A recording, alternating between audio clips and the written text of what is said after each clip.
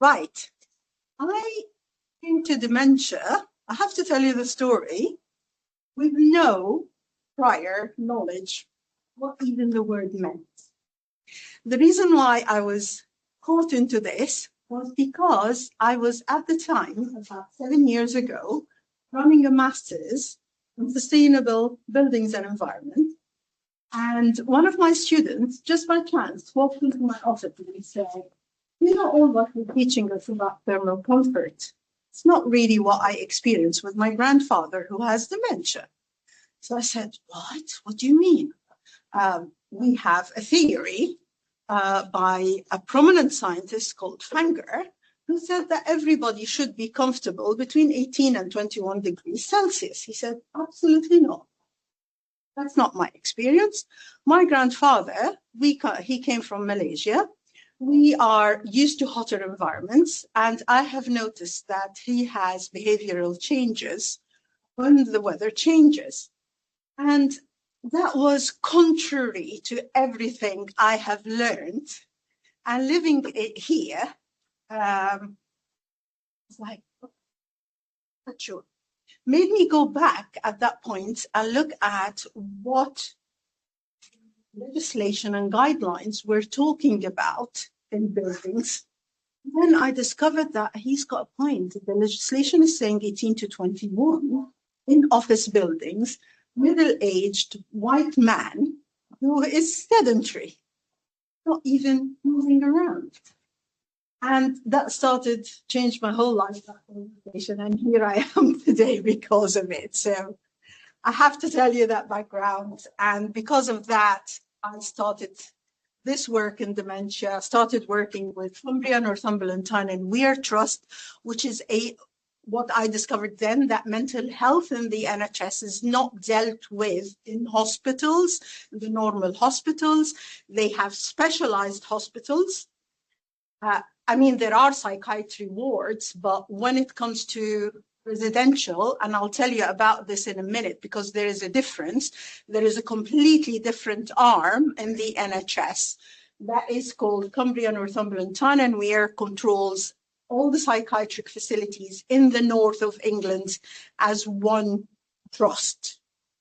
Okay, and that was quite an interesting find at the point because we became a team and we started working together. So today's lecture, I'm just going to tell you about the conundrums, and I'm happy that there's a mechanical engineer here because I'm sure that will enhance the conversations at the end. The conundrums that we find between designing, and it's all contradictory things.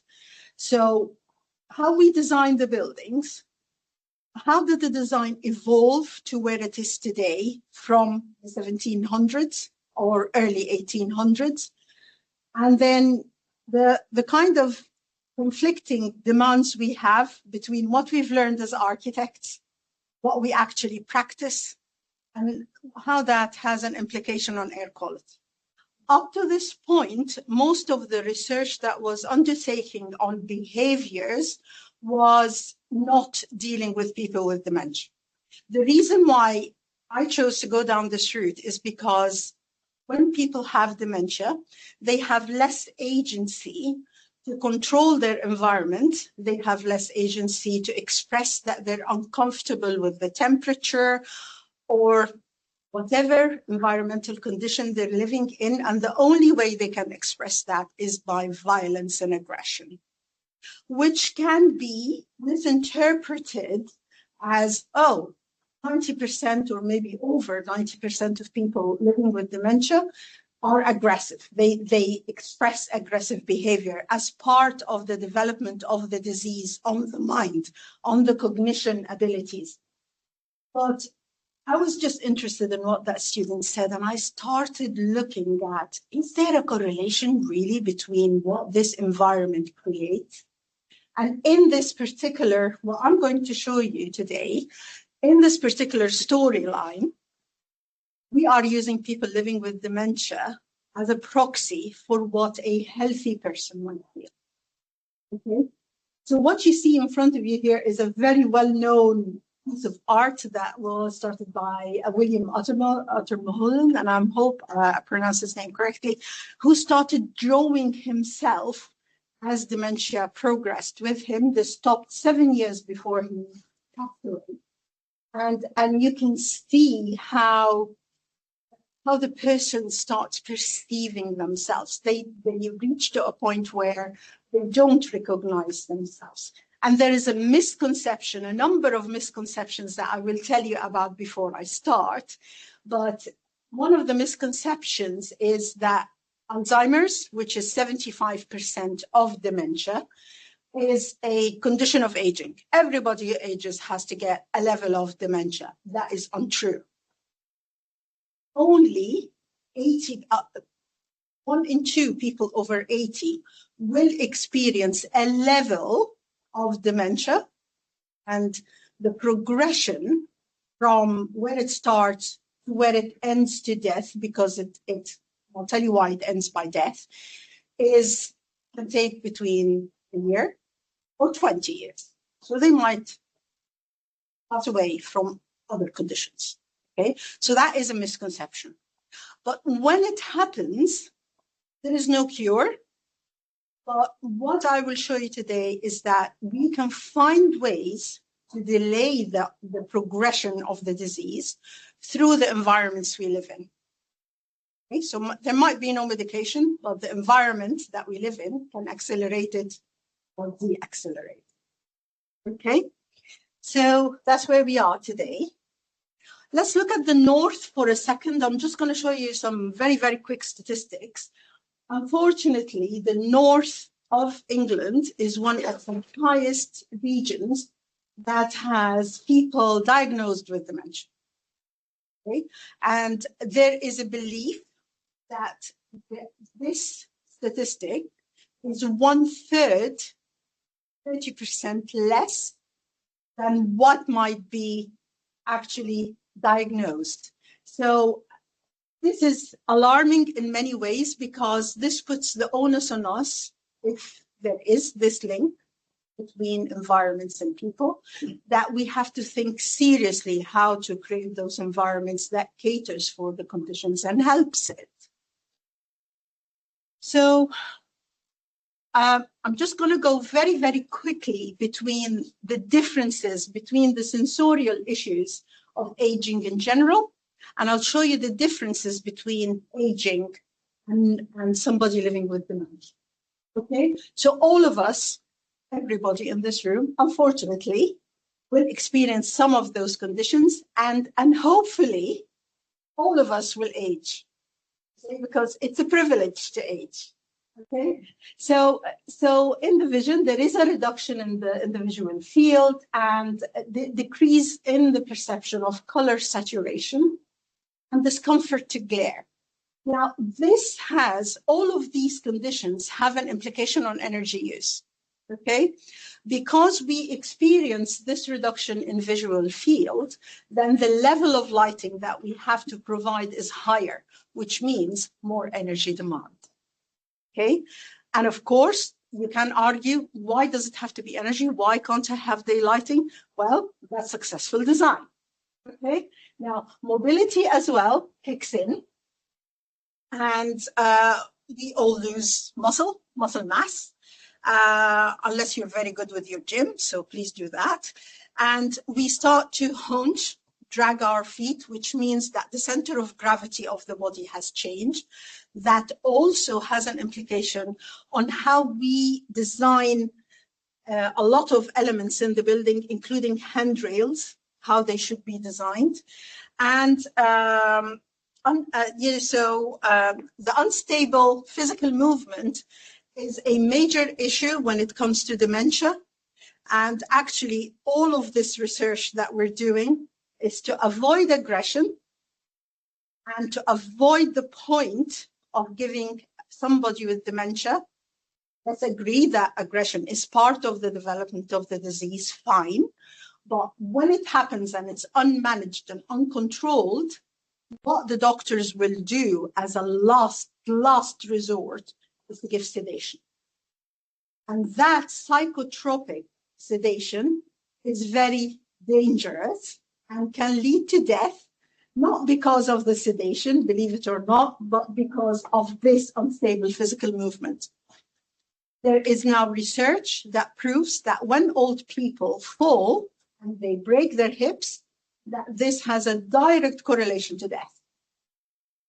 Okay, so it's a progressive thing that you want to avoid. Everybody ages, you will be unstable physically, but you want the building design to give that comfortable environment, but also be designed in a way that even if somebody falls, that they don't hurt themselves, because they will fall. Okay, it's unavoidable, unfortunately. Now, hearing also has discomfort because they're not deaf, nobody's deaf, but the frequencies that we hear has different implications on our perception. And if somebody's just aging, there is an element of short-term memory loss, which is, again, a misconception, considered as, oh, this is a sign of dementia. It's not. It's just normal.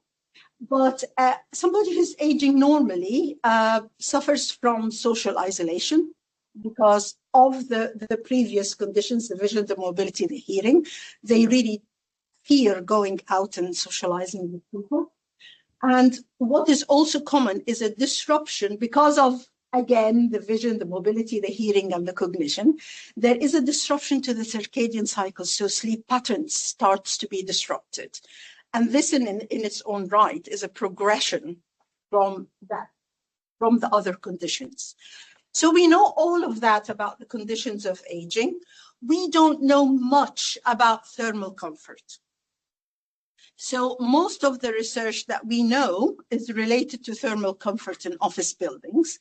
And what we're starting to see emerging in literature now in research is that there are many studies that are contesting Fanger's theory and saying, well, actually, no, 21 might not be the temperature that is comfortable for somebody who's aging. And they require higher temperatures. There is just one study that was recently done in Bath on a sample of people who were 65 plus, and they came up with, oh, actually, no, people are comfortable with 18, and this is what we saw. And I read the study and I was like, hang on a second, you've got to be very, very careful when research like that, because 65 today in our generation is not considered really an comfort. They can be quite fit, going out, traveling, living like they are in their 40s. So that means they have the agency for what we call adaptive thermal heating. They can then say, oh, well, I don't really want to pay 200 pounds a month for my house for electricity. I'll just put an extra layer. So just a word of warning, read these studies with a little bit of care. Okay, so this is there. I just wanted to show you what the lack of vision by an aging person means, and what I'm showing you here is exacerbated by an order of magnitude if somebody is suffering from dementia. So on the left, this is what a young person sees. On the right, the yellowing starts happening. Okay, and then there is the cataract, and you can see here how the vision starts to blur or completely. Age-related macular disorders, which means that the back of the eye is starting to separate from the nerve, the retina, and then the blackening starts happening in the middle, or glaucoma, and this is what they see. Okay? So for a person suffering from dementia or living with dementia, they can't distinguish between the surfaces that has the same color, which means if we look at this room, actually, there are many features here that could be considered dementia friendly. So you have 3 degrees. You know, when you go to buy paint from the paint shop, and they give you a strip of colors. So what we do is, if you choose a color, you skip 2 and then choose the 3rd one, because that's the level that you would require the contrast between different surfaces, okay? We hide doors by giving them the same color of the wall. And if we want that person to see it, we give it a very bright color, okay? We design for dementia because of the visual problems with our eyes squinted. I know this sounds really strange, but when we do visuals, okay, we squint our eyes to this level. If we can see the difference, and you can try this in any place you go, this is what they will see. So the chairs, the level of difference in color between the chair and the desk is good, okay? If you wanted to hide those chairs, you give them a paler color, okay? So we do have quite a lot of understanding about what a person with dementia can see, difficulties in interpreting 3D images, difficulties in understand. So a floor like this one, the patterns on the floor, they would start seeing as holes. And you would unconsciously find somebody looking at the dark patches and raising their foot because they think they will fall in it. So you can imagine if you have a black and white stripe, this is like very difficult for them to navigate. Mobility, although they're frail, the majority of people are over 80, but they have a syndrome known as walking syndrome or wandering syndrome. They want to keep on walking all the time. And if they can't keep on walking and find the support that they need, they would keep on walking and falling. So it's a problem. And if they find a lot of doors, they will try to open every door they pass by. And if they can't, then they become aggressive. So this is quite a very important aspect in design that we need to consider.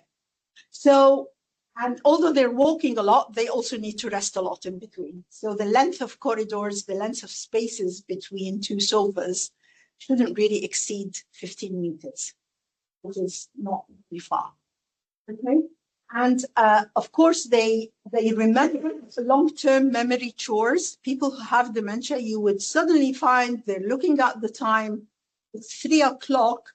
This lady jumps out of her chair and she says, I need to go and pick up my children from school. Okay. Or a Sunday, I must go and see my mom now. And he becomes really, really intent on leaving the space. Okay. So what I've learned is white lies. Being on those dementia wards, that they hold onto your hand, take me to my mom, and you have to say, I'm really sorry, it's Sunday and buses have stopped. Why don't you relax and then tomorrow we'll try to do that. Okay. Cognition, daily activities start to suffer, aggression and mood changes. We spoke about that. And then difficulty really in interpreting what does time day mean, and inability to learn new activities. And this becomes really important because you don't want to introduce something to the space that they're unfamiliar with.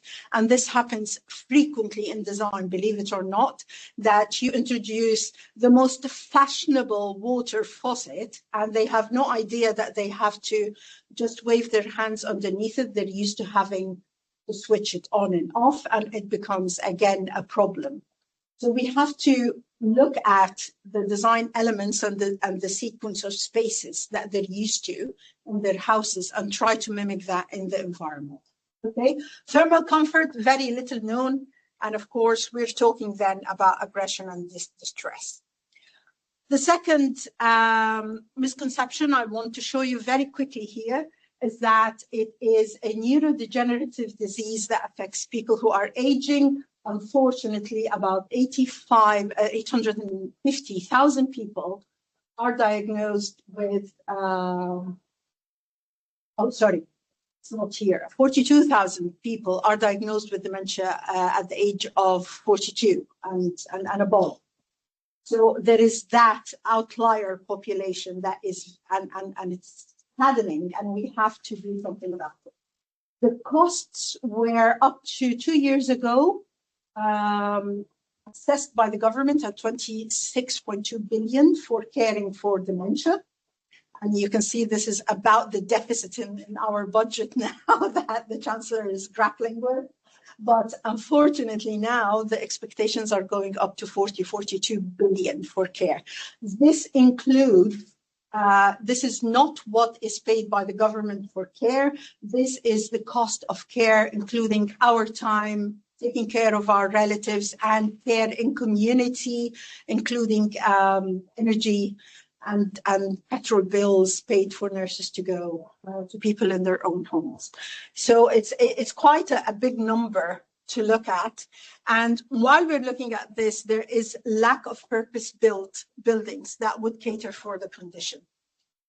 Okay, so what is aggression? What do we mean by aggression? Aggression is really defined in our work as a negative and forceful physical, sexual, or verbal interactions that are perceived by residents and staff as dangerous to oneself or others. Okay, so it has to be perceived as dangerous. That's something. There are a number of ways that people express aggression. Pilmer's research goes very deep into that. But why are we looking at aggression in particular? Okay, and its reasons. So if you look at why are we studying aggression? Because there are communication difficulties. It is expressing emotional distress, and we don't really know what's the role of environmental stresses in creating aggression. Okay, so there is a complete lack of understanding there.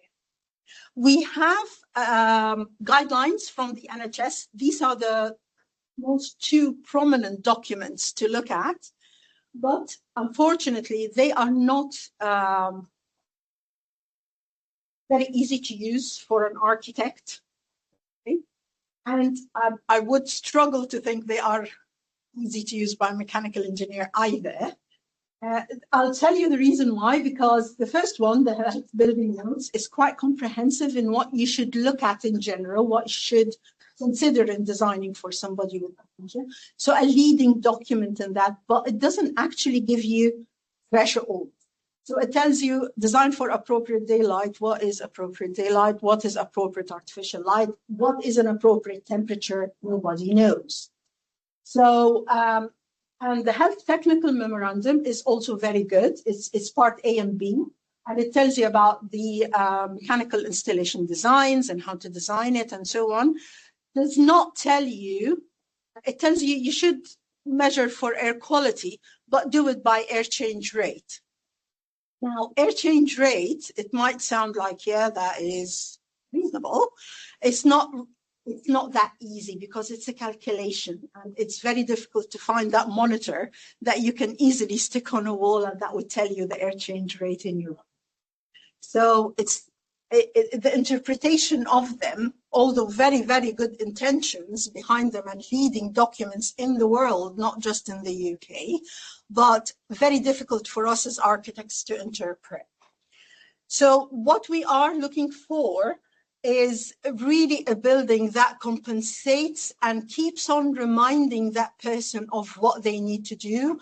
So to compensate for environmental stressors, sensory stressors, cognitive and physical stresses, and provide environments that for us as architects are sometimes contradictory, but we need to find ways to develop that. So it has to be interesting and engaging, but not overstimulating. It has to be relaxing. It has to provide dignity, so spaces where people can sit on their own and feel okay, but at the same time they're sociable and welcoming, yet private, and it's all contradictions. So it's an interesting design dilemma. Okay, so all what I've been telling you about has energy implications to control and to design for. And I'm going to show you now a little bit of a complete circle in design, which is quite interesting. So the first ever hospital for mental health was built in London. It does not exist anymore, this particular building, but Bethlehem exists as a hospital. It's in Kent now, so it's moved 3 times. This one was where the current Liverpool station is. When it was constructed, and you can see 1676, Bethlehem, and by the way, this is the origin of the word Bethlehem that we use colloquially, was considered a palace, and it was the king's and Henry VIII, you can see on its panel, and looking at being charitable. And Henry VIII had quite an interesting idea that went on for almost 200 years, that to generate money for these institutions, that he would allow people to come and watch people with mental health issues and donate money for them. Okay, so you pay a couple of pounds, go and laugh at somebody who has mental health, and the money would be used. Again, good intentions that were skewed to something else. And the Bedlam became overcrowded, which happened in many of the other asylums, by triple their capacity, or maybe more. And it became inside mayhem. So the word Bedlam starts to come to approach. But about 100 plus years later, there is a whole act by the government that asylums, at the time, as they were called, it's a word we can't use now, lunatic asylum. It's a terrible word.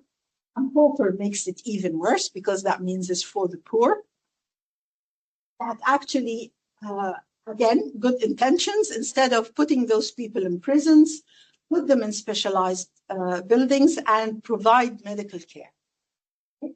So you can see here, original intention for this building was 150 patients, and very, very quickly escalates to almost 10 times its original capacity. What was interesting here is the philosophy behind those. So they were constructed always in suburban areas, okay? And they were supposed to behave like a sustainable city in their own right. So they had to provide for their own energy, their water supply, keep people engaged and use their skills. So if somebody was a tailor or a hatter or whatever their original skill in their previous life was, they can still carry on that, and the products would be used even in the farms. They had their own farms. The products would recirculate and be used in the asylum. So they were seen as an entity of its own right, and that performs whatever it does. Okay. Now, with the crowding came, of course, a lot of misuse of the principles and abuse. And you can see that because there is no treatment, people would be now, and this is in Newcastle, by the way. This is St. Nicholas. It's still a mental health hospital, and you can see other similar kinds of architecture design taken over to the colonies or to Canada or Australia and North America. Okay, the crowding unfortunately led to a lot of abuse of the patients, and you can see here in Bedlam how this sailor who came from the States was chained in the bed and in the basement. They were waterboarded, all sorts of, and then this one here, the spinning chair, so would make someone dizzy and stop being aggressive, and all sorts of things. And I think the one on the top is the most horrific, because this was recent. This was putting insulin in their nose to sedate. So extra insulin. And I don't know how that worked, but it sounds horrific. The design principles, because of energy use and the need to reduce energy and also reduce manpower that was taking care of patients, evolved into something called passive surveillance. So how to maximize surveillance by one person through the design of the building so they can see what's going on. So because care of mental health came from principles of imprisonment and seclusion from the society. So that followed on. The idea of a double-sided corridor became prominent because that meant that the building envelope is decreased to the most. And the simple analogy of that is our own skin. The more you have of it there, the more your body is interacting with the environment, losing heat, gaining heat, and all of that. So the building envelope does behave like human skin. So the more you reduce it, the less interaction you have and the less energy you can lose or gain. And at the same time, the more control you give to a building services system. Okay? So out of this and the passive surveillance theories comes the double-sided corridor. So from prison to mental health and hospitals in general. And you can see that that principle starts to immigrate to other places, although in some cases you see that the indoor courtyard starts showing.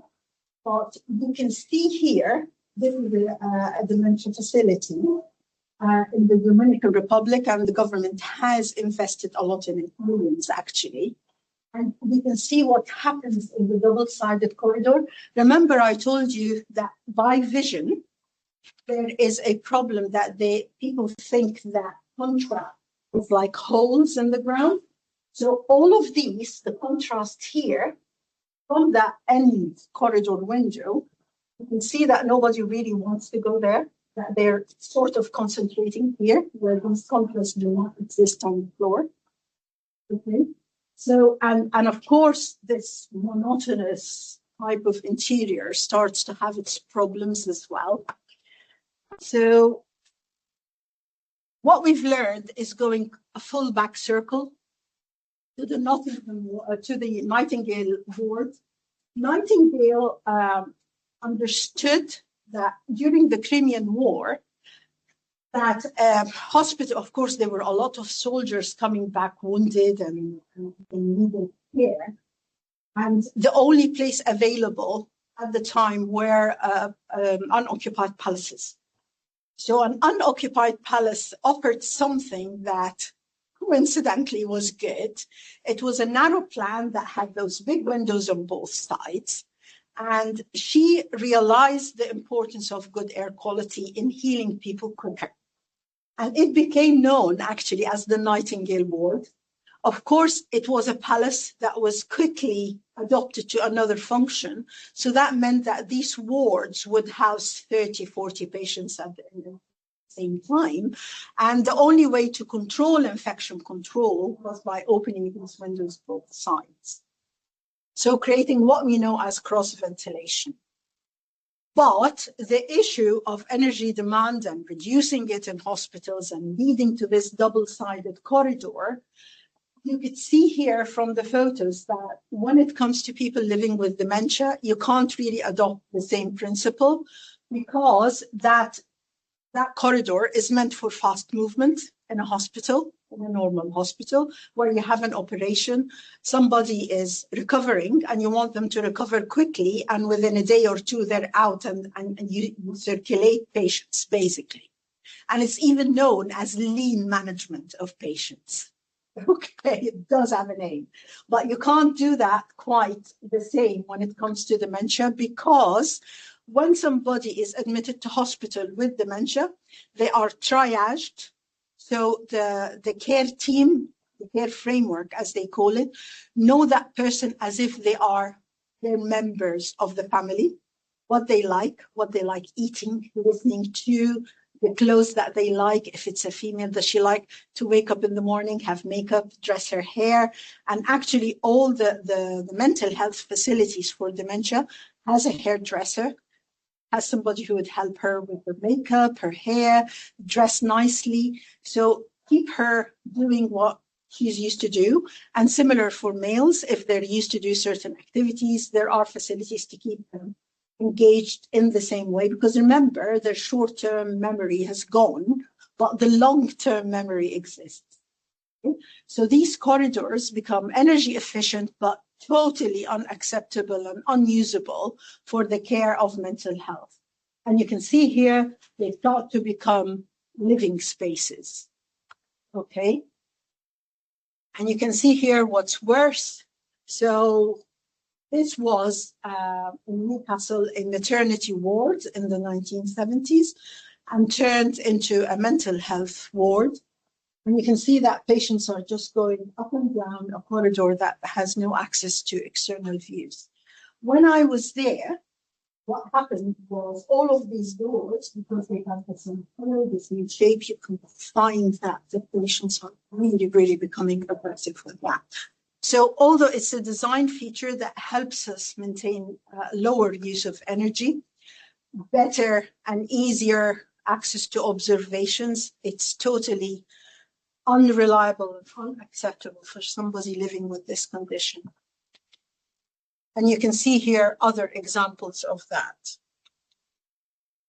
So what we've done about it, we decided to look at what does a person with dementia see from those kind of configurations that are energy saving. And you can see here, this is, we have tools, simulation tools, building simulation tools that allows us to assess the thermal conditions, the daylight conditions, acoustics if we need to, humidity levels in a room. So we simulate the whole building, how people will feel in it before it's actually built and there for the next 100 years or so. Okay. So what you see here is what a person with dementia would see from a double-sided corridor. And this is where we leave our care team to perform. And in a double-sided corridor scenario, all of the ventilated air or used air, in colloquial language, would go into the corridor with all of its infection, lovely infection control and all of that. That's where it gets sucked up into the machines from the corridor. So that corridor becomes a real design issue, okay, for the healthy and people living with other conditions.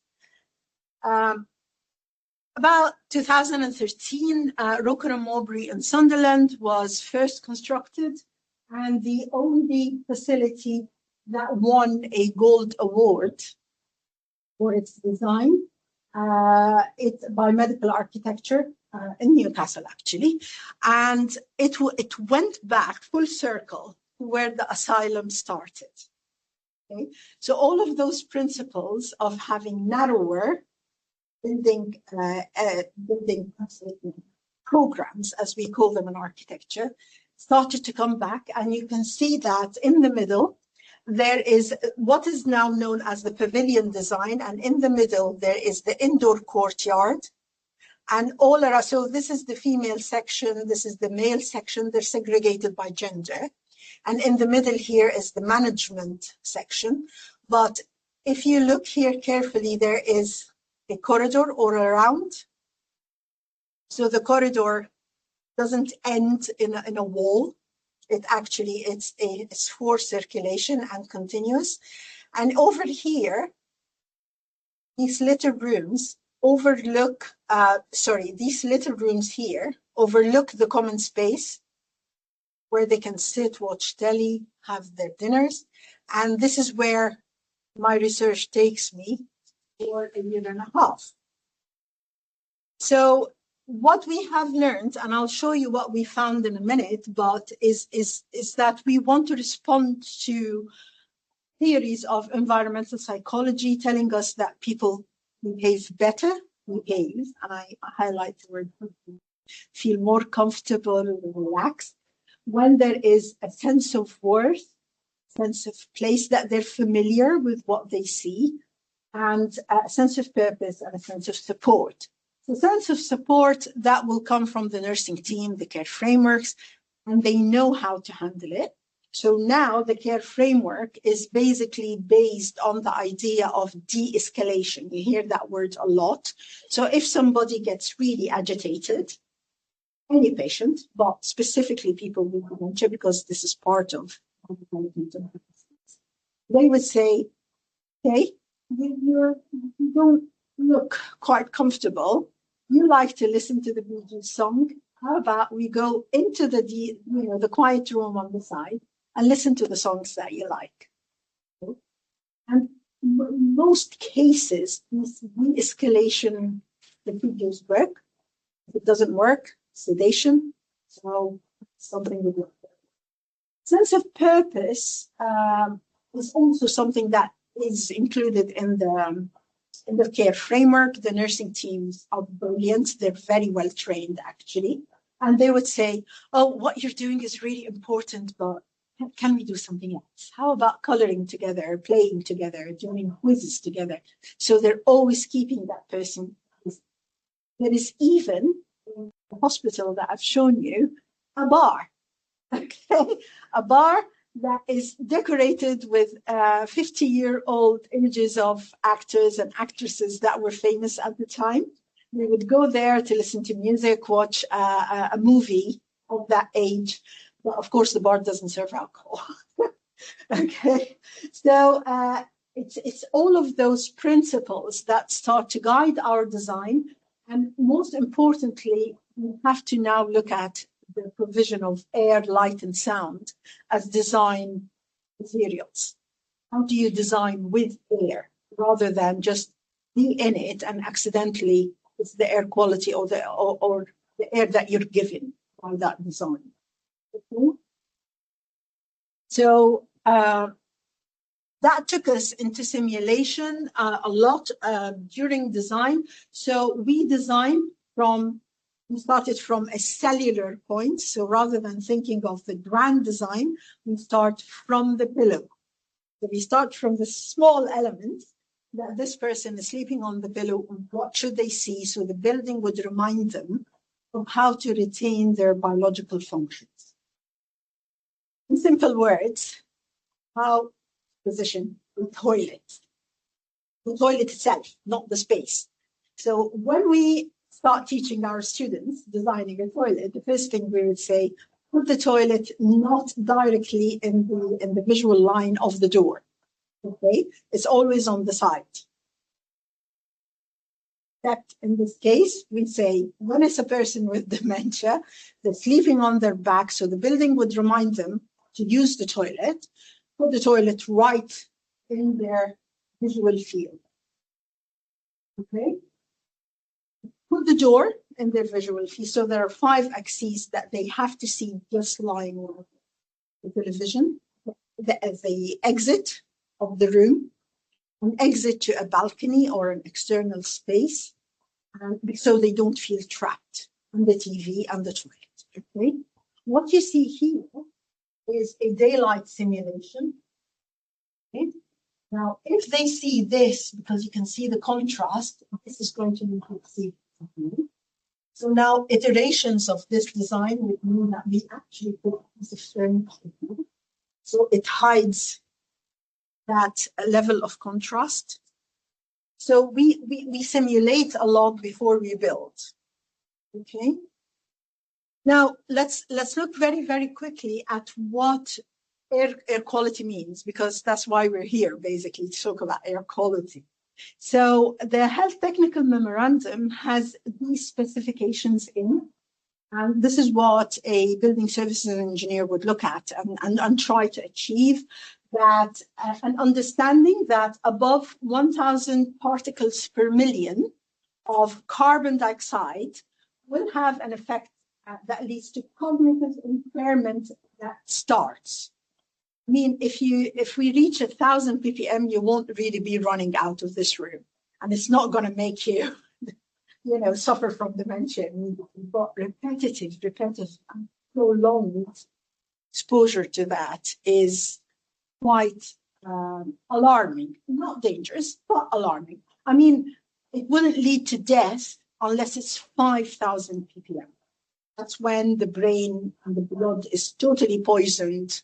Oxygen is not carried, and that person will die. So 1,000 ppm, you'll be surprised, in a busy lecture room, it's very easy to achieve that. Okay? At the moment, the air change rate is what is specified, 6 air change rate, which is quite high. Okay? That would make the room smell and feel excellent if we can achieve that.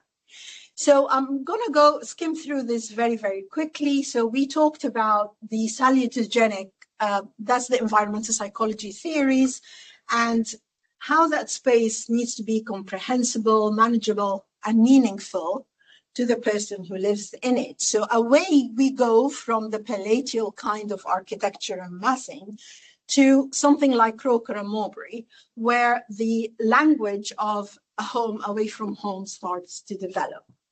And that in its own right will mean more exposure of the building fabric and a higher energy demand. Okay. So here you can see how ideas from the Durham Cathedral cloister and the lovely connection it gives you to an indoor space that is controlled in a way, but yet gives you that freedom of movement. And of course, if the indoor space that we design creates that kind of level of contrast, that still doesn't work. Okay, so the design itself has to make sure that its spaces are available. You can see the handrails and corridors, and even the artwork that's there is not in 3D anymore. It's in 2D, so it could be read by somebody. And frequent points of resting in the corridor. And of course, all of these design means you have increased your energy use. Okay. So our team started by looking at the likelihood of aggression, when and how it's linked to temperatures.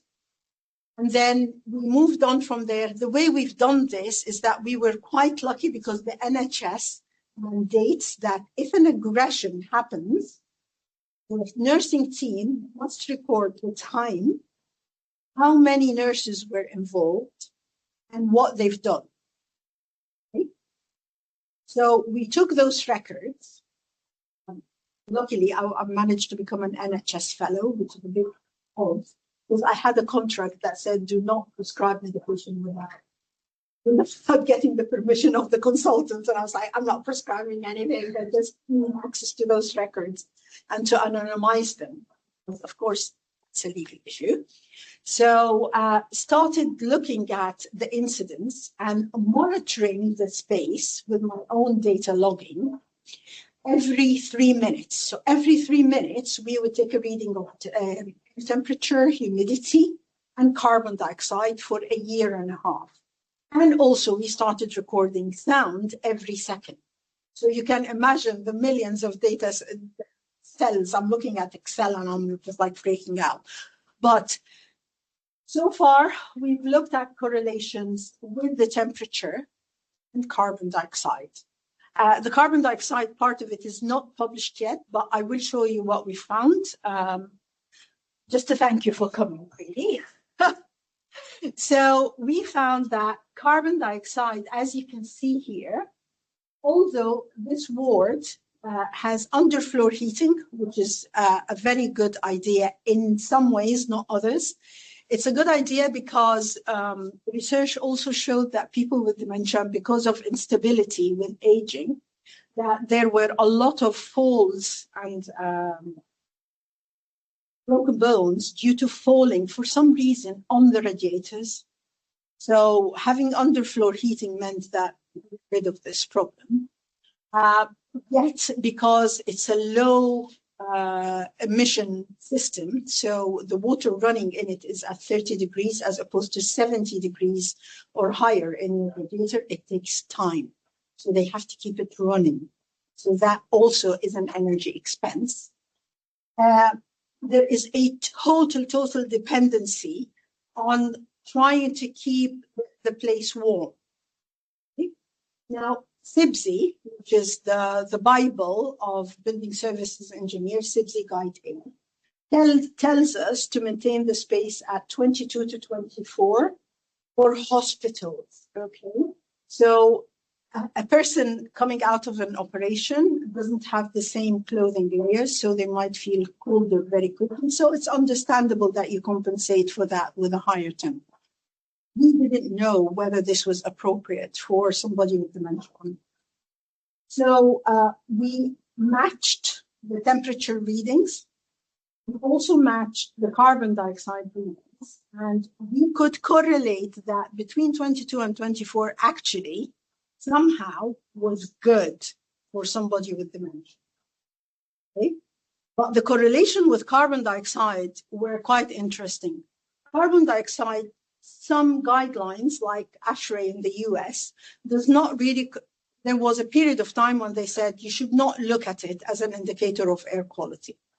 But research turned around and said, actually, you could use it because if carbon dioxide increases, let alone that we won't go to the 5,000 ppm, that's a disaster. But if it increases than certain levels, then that's an indicator of poor air quality. It's also an indicator that odors will be intensified.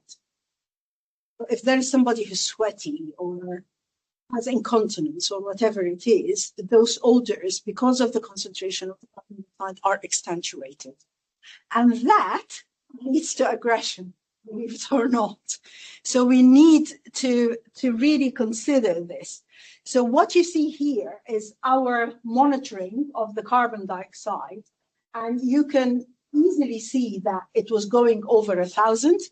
And actually, we found that I was very curious to know where is this 1,000 and coming from.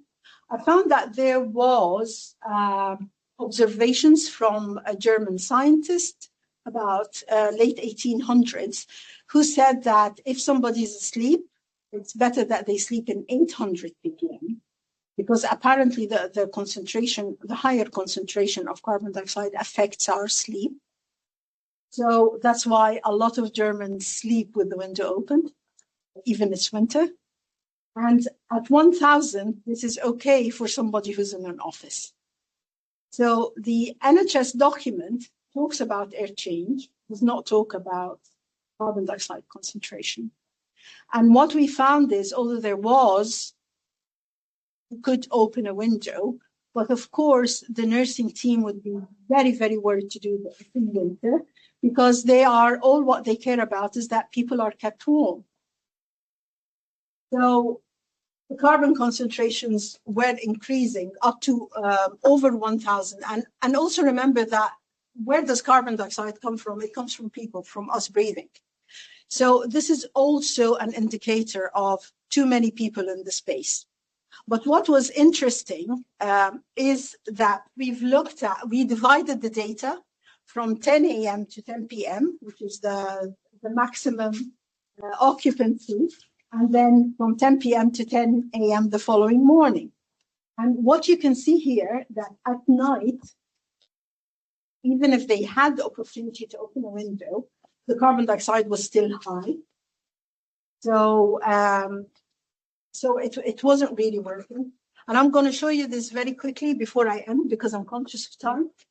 This is superimposition of temperature readings and aggression. So you can see here that the number of hours that the temperature was kept between 22 and 24, but sometimes there are hours, although smaller on both sides, that reach 27 and 21.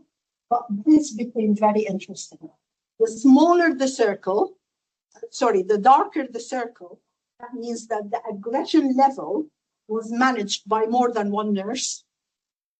You can see that the circles, as the temperature increases and the carbon dioxide increases,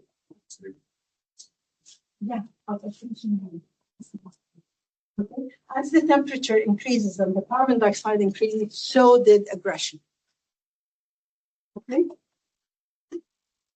So just go quickly. This is the last thing I'm going to show you very quickly. This is simulations with climate change. So you can look here at increasing the natural ventilation from 2 air changes to 4 air changes. And what we found is that the air changes were not maintained. They were below 2, that means stale air.